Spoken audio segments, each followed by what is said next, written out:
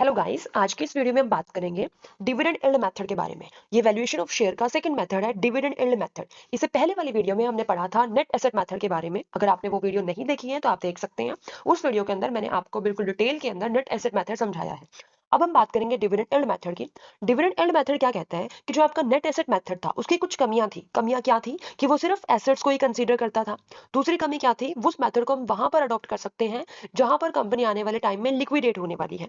तो इन कमियों को दूर करते हुए सेकंड मेथड आया dividend yield method. Dividend yield method क्या कहता है कि जो आपका इन्वेस्टर है, कोई भी इन्वेस्टर कंपनी की एसेट से ज्यादा उसके डिविडेंड में इंटरेस्टेड होता है कि कंपनी उसको कितना डिविडेंड देने वाली है। तो डिविडेंड यील्ड मेथड एक फैक्टर को कंसीडर करता है जो कि है डिविडेंड। डिविडेंड ठीक है। इसके अंदर आप शेयर की वैल्यू को कैसे कैलकुलेट करोगे, एक्सपेक्टेड रेट ऑफ डिविडेंड को आप कंपेयर करोगे किससे, नॉर्मल रेट ऑफ डिविडेंड से, और मल्टीप्लाई कर दोगे paid up value of share से। तो आपके पास क्या आ जाएगी, वैल्यू ऑफ शेयर आ जाएगी। अब इसके लिए आपको एक्सपेक्टेड रेट ऑफ डिविडेंड भी निकालना आना चाहिए, इसके लिए आपको नॉर्मल रेट ऑफ डिविडेंड भी निकालना आना चाहिए, तभी आप शेयर की वैल्यू को कैलकुलेट कर सकते हैं। तो अब हम जानेंगे कि एक्सपेक्टेड रेट ऑफ डिविडेंड कैसे निकालते हैं और नॉर्मल रेट ऑफ डिविडेंड क्या होता है या कैसे निकालते हैं। तो सबसे पहले समझते हैं expected rate of dividend. Expected rate of dividend का मतलब क्या है, जो डिविडेंड आपके शेयर होल्डर्स आपसे एक्सपेक्ट कर रहे हैं।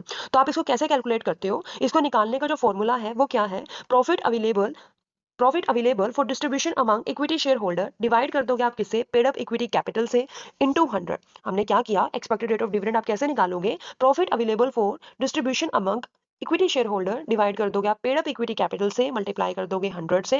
तो आपके पास क्या आ जाएगा, एक्सपेक्टेड रेट ऑफ डिविडेंड आ जाएगा। अब यहाँ पर ये जो profit available for distribution among equity share holder है, ये भी हमें निकालना पड़ेगा। ये आप कैसे निकालोगे, तो उसके लिए आपको क्या देखना है, कंपनी के प्रॉफिट्स लेने हैं, उसमें से आपको तीन चीजें माइनस करनी है। कौन कौन सी, income tax, transfer to reserve, transfer to debenture sinking fund, और लास्ट आप माइनस करोगे प्रेफरेंस डिविडेंड। ये माइनस करने के बाद आपके पास क्या आ जाएगा, profit available for distribution among equity share holder आ जाएगा। हमने क्या सीखा, मैंने अभी आपको बताया कि जो मेथड कर रहे हैं वो कौन सा कर रहे हैं, dividend yield method. Dividend yield method का जो फॉर्मूला है वो क्या है, एक्सपेक्टेड रेट ऑफ डिविडेंड को डिवाइड करना है नॉर्मल रेट ऑफ डिविडेंड से और मल्टीप्लाई कर देना है paid up value of share से। तो उसके लिए आपको सबसे पहले आपके पास होना चाहिए expected rate of dividend. Expected rate of dividend आएगा कैसे, आने का फॉर्मूला क्या है, निकालने का फॉर्मूला क्या है, profit available for distribution among equity share holder divide कर दोगे आप किससे, पेड अप इक्विटी कैपिटल से, इनटू 100। तो आपके पास क्या आ जाएगा, एक्सपेक्टेड रेट ऑफ डिविडेंड आ जाएगा। उसके बाद आपको क्या करना है, अब ये profit available for distribution among equity share holder है, इसको भी कैलकुलेट करना पड़ता है। और इसको कैलकुलेट करने का फॉर्मूला मैंने आपको अभी बताया। आपको क्या करना है, जितने भी प्रॉफिट्स आपके कंपनी के हैं ड्यूरिंग द ईयर, उसमें से आप इनकम टैक्स माइनस कर दोगे, transfer to reserve, transfer to debenture sinking fund आप माइनस कर दोगे, और प्रेफरेंस डिविडेंड को आप हटा दोगे। तो आपके पास क्या बचेगा, profit available for distribution among equity share holder बच जाएगा। अब इस प्रॉफिट को आप डिवाइड कर दोगे पेड अप इक्विटी कैपिटल से, इनटू 100 कर दोगे, तो आपके पास एक्सपेक्टेड रेट ऑफ डिविडेंड आ जाएगा।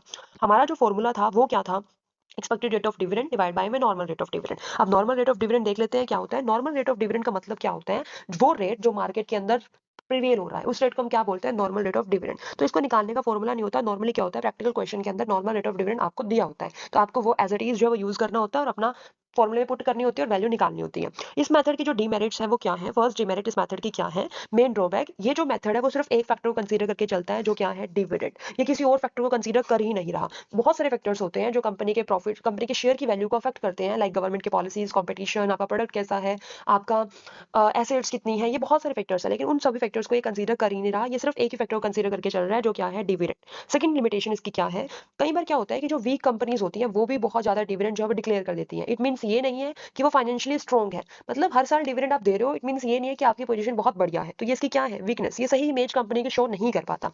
थर्ड आपको क्या बताया हुआ है, if the shares are valued according to this method, the director of a company can manipulate the value of its shares by frequently increasing or decreasing the rate of dividend। क्योंकि मैंने आपको बताया कि सिर्फ डिविडेंड के ऊपर ही आपके share की वैल्यू डिपेंड है। अगर आपने अपने डिविडेंड ज्यादा डिक्लेयर कर दिया तो शेयर की वैल्यू ज्यादा निकल कर आ जाएगी। अगर इस साल डिविडेंड कम डिक्लेयर किया तो शेयर की वैल्यू कम निकल कर आएगी। तो मतलब आप जो है वो अपने शेयर की वैल्यू को फ्लक्चुएट कर सकते हो। कैसे फ्लक्चुएट कर सकते हो, डिविडेंड को ज्यादा डिक्लेयर करके, डिविडेंड को कम डिक्लेयर करके। नेक्स्ट पॉइंट पे पढ़ते हैं। नेक्स्ट पॉइंट पढ़ते हैं। इस मेथड के अंदर आपको क्या बताया हुआ है कि ये जो मेथड है वो नेट एसेट्स को कंसीडर नहीं करता।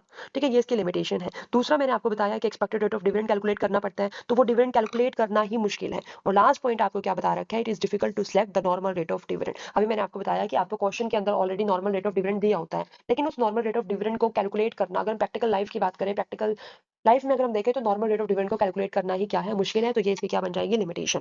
उसके बाद आपको पर्पसेस सर्कमस्टांसेस बताए हुए हैं जहां पर आप इस मेथड को इजीली अडॉप्ट कर सकते हो। तो फर्स्ट आपका क्या है, जहां पर आपका जो इन्वेस्टर है वो सिर्फ डिविडेंड में ही इंटरेस्टेड है, वो ये जानना चाहता है कि कितना डिविडेंड उसको मिलेगा, सिर्फ वो इंटरेस्टेड है तो सिर्फ डिविडेंड में, तो आप इस मेथड को आराम से लगा सकते हो। दूसरा, जहां पर आपके पास एक्सपेक्टेड रेट ऑफ डिविडेंड जो है वो क्वेश्चन के अंदर दिया होता है या आप आराम से निकाल सकते हो, वहां पर आप इस मेथड को अडॉप्ट कर सकते हो।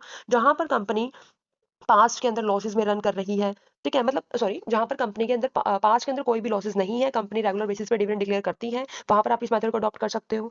जहां पर कंपनी के आने वाले टाइम में कोई प्लान नहीं है कि वो अपने आप को लिक्विडेट करेगी, वहां पर आप इस मेथड को अडॉप्ट कर सकते हो।